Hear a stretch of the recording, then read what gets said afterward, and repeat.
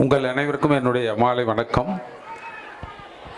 இப்போ இன்றைக்கி சாயந்தரம் பரதநாட்டியத்திலிருந்து இப்போ கடைசியாக அந்த குழந்தைகள் பாடின அப்பா அம்மா பாட்டு வரையிலும் ரொம்ப நல்லா அருமையாக சூப்பராக இருந்தது.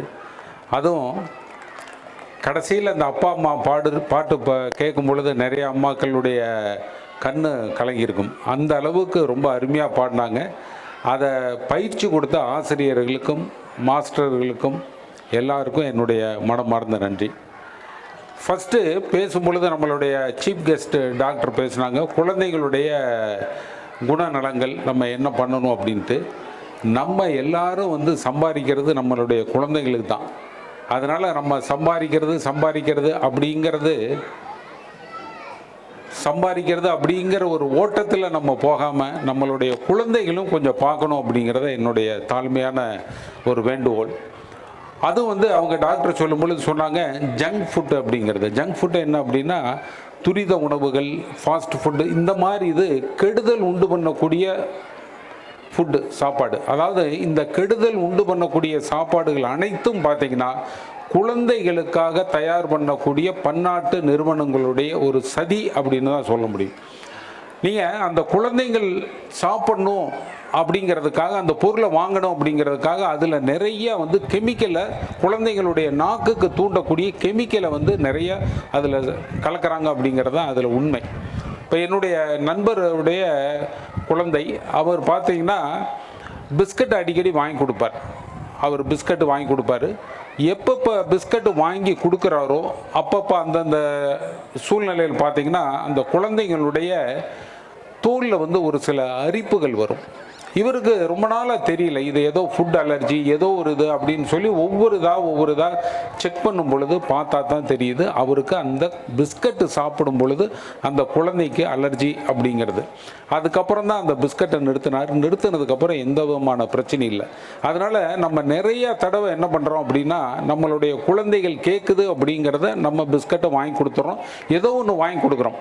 ஆனால் அந்த குழந்தைகள் கேட்குது அப்படிங்கிறதுக்கு அந்த குழந்தைக்கு தெரியாது. இப்போ சின்ன குழந்தைகள் எல்கேஜி யூகேஜி இருக்குது அப்படின்னா அந்த குழந்தைங்களுக்கு இந்த பொருள் தீங்கான பொருள் அப்படின்னு சொல்லி அதை கேட்க போகிறதில்ல. அது டேஸ்ட்டாக இருக்கும்னு வாங்க போகிறதில்ல, கேட்க போகிறதில்ல.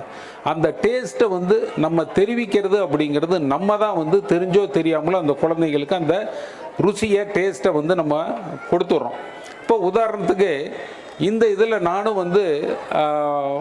பாதிச்சிருக்கேன், நானும் பண்ணியிருக்கேன். என்னுடைய பேரனை எப்பவுமே லாலிபப் அப்படிங்கிறது அது அவனுக்கு ரொம்ப பிரியமானது. வர்றப்போவெல்லாம் லாலிபப் வேணுமா, சரின்ட்டு வாங்கி கொடுத்தோம். என்னுடைய பொண்ணு சொன்னால், இந்த மாதிரி இப்படியெல்லாம் வாங்கி கொடுக்காதப்பா, வாங்கி கொடுத்து கெடுக்காதீங்க என் பையனை அப்படின்னா. சரி அப்படின்ட்டு நான் அவனை கூட்டிகிட்டு கடை வீதி ரவுண்டு அப்படியே போகும்பொழுது, சின்ன பையன் இப்போ கிட்டத்தட்ட பார்த்தீங்கன்னா எல்கேஜி இதான் படிச்சுக்கிட்டு இருக்கான்.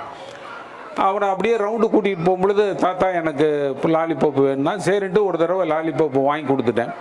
வாங்கி கொடுத்துட்டு கூட்டிகிட்டு வரும் பொழுது வீட்டுக்கிட்ட வந்தோடனே சொன்னேன், அட அம்மா சத்தம் போடுவாங்க, நீ லாலிபப்பை தூக்கி போட்டுரு அப்படின்னு. சரி, நான் என்ன பண்ணால் லாலிபப்பை தூக்கி போட்டான்.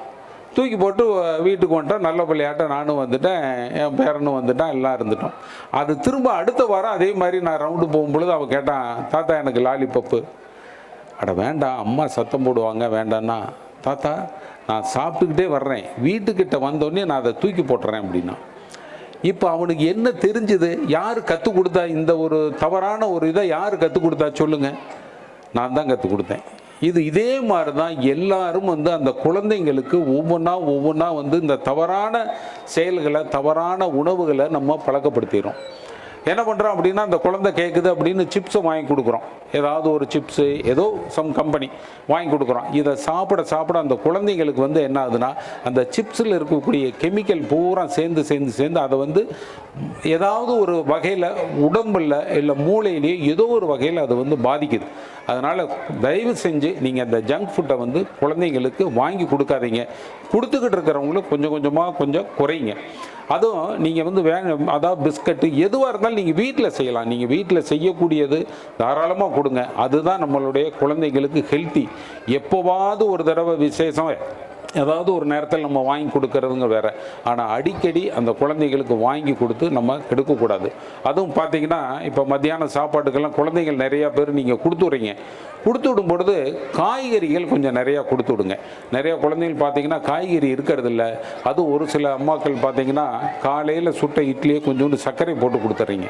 அந்த குழந்தைகள் எப்படி மத்தியானம் சாப்பிடும்? அதனால் தயவு செஞ்சு அந்த குழந்தை சாயந்தரம் வந்ததுக்கப்புறம் அந்த குழந்தை சாப்பிட்டியாமா, இன்றைக்கி மத்தியானம் சாப்பிட்டியா, எப்படி இருந்தது, என்ன ஏதுன்னு கேட்டு அந்த குழந்தைகளுக்கு பிடிக்கக்கூடிய உணவுகளை கொஞ்சம் தயவு செஞ்சு நீங்கள் சமைச்சு கொடுங்க. அப்போ தான் அந்த குழந்தைகள் நல்லா இருக்கும், ஆரோக்கியமாக இருக்கும். நம்ம வீட்டில் இருக்கிறோம், போட்டு கொடுத்துட்டோம், குழந்தை சாப்பிட்றோம் அப்படின்னு நம்ம தயவு செஞ்சு நினைக்க வேண்டாம்.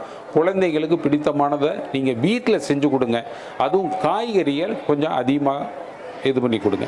இப்போ இந்த வீடியோ பார்த்துருப்பீங்க. இந்த வீடியோவில் ஏன்னா நம்ம ஒரே இதில் எல்லாரும் சொல்லிக்கிட்டு இருக்க விட அந்த பேச்சாளர் அந்த ஒரு நிலைமையில் இருக்கக்கூடியவங்க சொன்னால் நல்லாயிருக்கும் அப்படிங்கிறதுக்காக தான் 2 வீடியோ உங்களுக்கு போட்டோம். இது அதே மாதிரி குழந்தைகளை யாராக இருந்தாலும் நம்ம பேசக்கூடிய பேச்சு இருக்குது பாருங்கள், அந்த பேச்சில் ஒரு கனிவு, கொஞ்சம் ஒரு அஃபெக்ஷனல் இந்த மாதிரி இருக்கணும். அதுக்கு ஒரு சின்ன இதை நான் சொல்கிறேன் பாருங்கள்.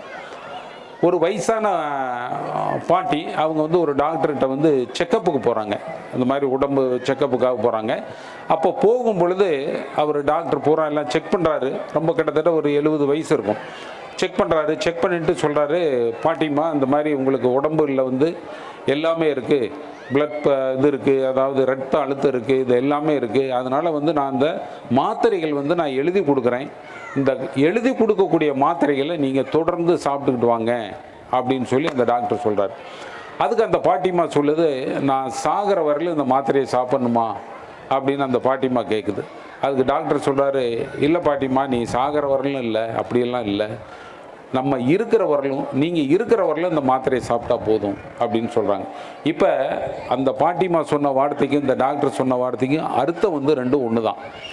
அப்போ இதே மாதிரி தான் ஒவ்வொரு வார்த்தையும் நம்ம அடுத்தவங்களை புண்படுத்தாத வகையில் நம்ம பேசணும் அப்படின்னா கண்டிப்பாக அது நம்மளுடைய மனசுக்கும் அது ஆறுதல் இருக்கும், அடுத்தவங்களுக்கும் அது ஆறுதல் இருக்கும்.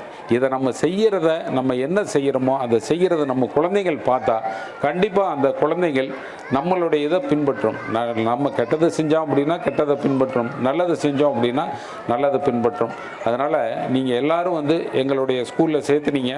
நீங்கள் உங்களுடைய நம்பிக்கை வீண் போகாத அளவு நாங்கள் செய்கிறதுக்கு ரெடியாக இருக்கோம். ப்ளே திங்ஸ் பார்த்தீங்கன்னா ப்ளே திங்ஸ், அதே மாதிரி கிளாஸ் ரூம் சார், என்னென்ன எக்யூப்மெண்ட்ஸ் குழந்தைங்களுக்கு படிக்கிறதுக்கு உண்டான, அதே போல் விளையாடுறதுக்கு உண்டான என்னென்ன எக்யூப்மெண்ட்ஸ் வேணுமோ, என்ன பொருள் வேணுமோ எல்லாமும் நாங்கள் செஞ்சு கொடுக்கறதுக்கு நாங்கள் ரெடியாக இருக்கோம். எங்களுடைய டீச்சர்ஸ், எங்களுடைய பிரின்ஸ்பால், எங்களுடைய அட்வைசர் எல்லாரும் உங்களுக்காக, உங்களுடைய குழந்தைக்காக சொல்லிக் கொடுக்கறதுக்கு ரெடியாக இருக்காங்க. எங்களுடைய மீண்டும் நான் இந்த நேரத்தில் எங்களுடைய அட்வைசர், பிரின்ஸ்பால், டீச்சர்ஸ், அதே போல் இந்த நிகழ்ச்சிக்கு கோச்சிங் கொடுத்த ட்ரெயினர்ஸ், மாஸ்டர்களுக்கு என்னுடைய மனமார்ந்த நன்றி. உங்கள் அனைவருக்கும் என்னுடைய மனமார்ந்த நன்றியை தெரிவித்துக் கொள்கின்றேன். நன்றி, வணக்கம்.